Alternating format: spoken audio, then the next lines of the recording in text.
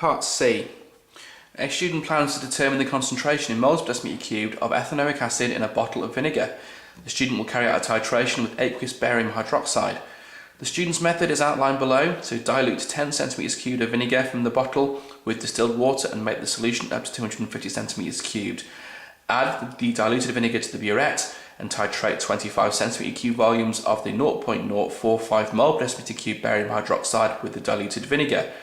The mean titer of the diluted vinegar is 25.45 centimeters cubed, and the reaction to the student's titration is shown below. So you've got the equation there. Calculate the concentration in moles per decimeter cubed of the ethanoic acid in the original bottle of vinegar. Show your workings. 4 marks. So nice titration calculation here. Lots of information to digest, and what you've got to bear in mind here is that the values you're getting here, this value for the titer value, is coming from the diluted vinegar. So there has to be some form of scaling to get to your final answer at the end. Okay, you can't just take the values here because that will give you answers depending on the dilution. So we'll have to factor that in towards the end of the calculation. Okay, now these questions are only as tricky as you make them, provided you don't analyse the information properly and relate the correct values to the correct chemicals. Now you've been given the equation, so a nice technique to use for this is to annotate your equation with the values you've been given to try and organise your thoughts and organise the information. Okay, so what do we know? We've got a titer value for the diluted vinegar is 25.45 centimeters cubed, so that volume relates to my vinegar.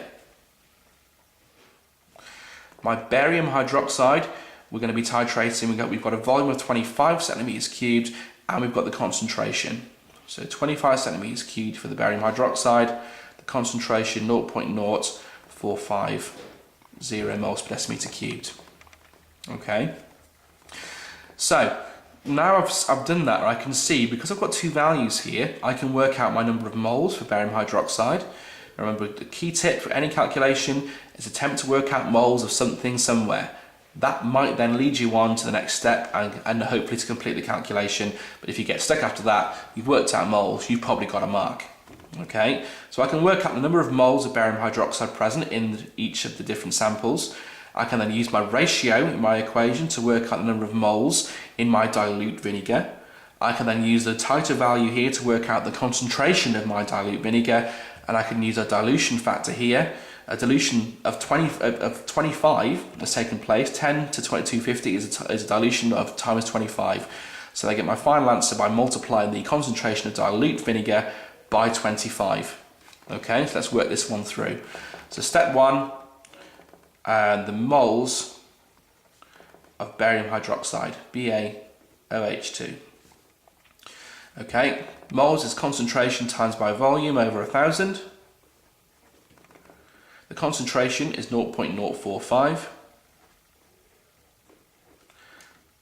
Volume of 25, divide that by 1,000. So it gives your first answer then of 1.125 times 10 to the minus 3 moles. Okay, I can then work out my moles of dilute ethanoic acid. Okay, by using the ratio. The ratio is 2 to 1. Therefore, 1.125 times 10 to the minus 3 multiplied by 2 gives me 2.25 times 10 to the minus 3 moles. Okay, so that would be my first 2 marks. So I've worked out my moles of barium hydroxide, and using the ratio I've worked out my moles of the dilute ethanoic acid. Okay, part 3 then is using this value I can work out now the concentration of dilute ethanoic acid. Okay, rearrange the equation. Concentration is always moles times 1,000 over volume. So my moles of dilute ethanoic acid is 2.25 times 10 to the minus 3 multiplied by 1,000 divided by the titer value, 25.45. Okay, and that gives me an answer of 0.0884086. Okay, when you're doing these long calculations, it's advisable to keep at least 3 significant figures. In fact, in this case, you have to keep at least 3 significant figures for any of your part answers. If you don't, you lose a mark. Okay, so it's nothing wrong at all with writing the full calculator values out as you go through. Okay, but my advice, if you want to just save a bit of time, if you keep 5 significant figures, then you're going to be safe. Okay, I've got 6 here, but keeping 5 at the bare minimum, and you'll be absolutely fine. But never ever shorten it down to less than 3 significant figures, because that is either going to cost you a mark in the workings or will mean your final answer is inaccurate. Okay, so be careful. So I've got my moles of dilute sulfuric acid. Okay, my concentration, moles per decimeter cubed. Let's put the units in. All right, so now I want the concentration of the original acid, of the original vinegar.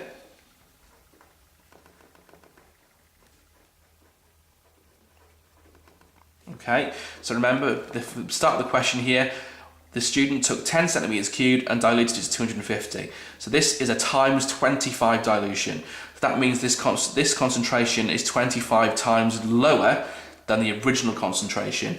So all I've got to do now is take that value, 0.0884086, and multiply it by 25, because that is factoring in this times 25 dilution.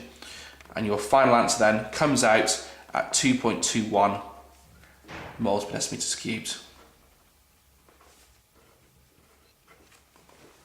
Okay, so 1 mark here for working out your moles of barium hydroxide, 2nd mark for doubling that to work out your moles of the dilute ethanoic acid, 3rd mark then is for multiplying that value by 1000 and dividing it by its titer value to work out the concentration of the dilute ethanoic acid, and the 4th mark is for multiplying that number by 25. Okay, so what you could also do is take this number times by 250 and divide it by 10. So what I've done is shorten it down by doing a times 25. Okay, so if you look at the mark scheme, what they've shown you is this value times by 250 divided by 10, the same times by 25, and your final answer then 2.21. Your final answer must be given to at least 3 significant figures. It doesn't state it in the question, but that's again using values in the question. We've got 3 sig figs here, there's 3 there, there's 3 there. The only one that's not 3 sig figs is this value here, which is 4. Okay, so you're meant to use the value, sort of to round it to the same number as the minimum number of significant figures of values in the question. Okay. Part 2. Suggest one assumption that the student has made that might mean that their calculated concentration of ethanoic acid in the vinegar is invalid. Predict with a reason how the experimental result would differ from the actual concentration of ethanoic acid if the assumption were not correct. Okay, so the assumption we're making here, the biggest assumption we're making here, this is a bit of a strange question. This is really testing your lateral thinking skills. Okay, the biggest the assumption we're making here is that ethanoic acid is the only acid present. There's nothing to say that vinegar contains other acids other than ethanoic acid. So the assumption is that vinegar contains no other acids.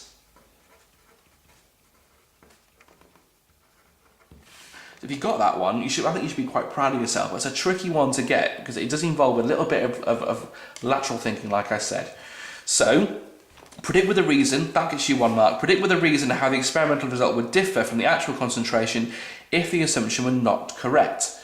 Okay, so if this was not correct, okay, if there are more acids present, that would mean the experimental result is greater than the concentration of ethanoic acid, or the concentration of ethanoic acid is less than the experimental result. Okay, because there's other acids present. So if the assumption is not correct and there are other acids present, the experimental result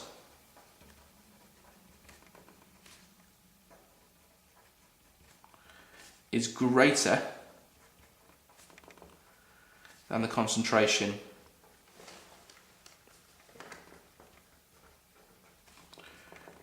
of the ethanoic acid.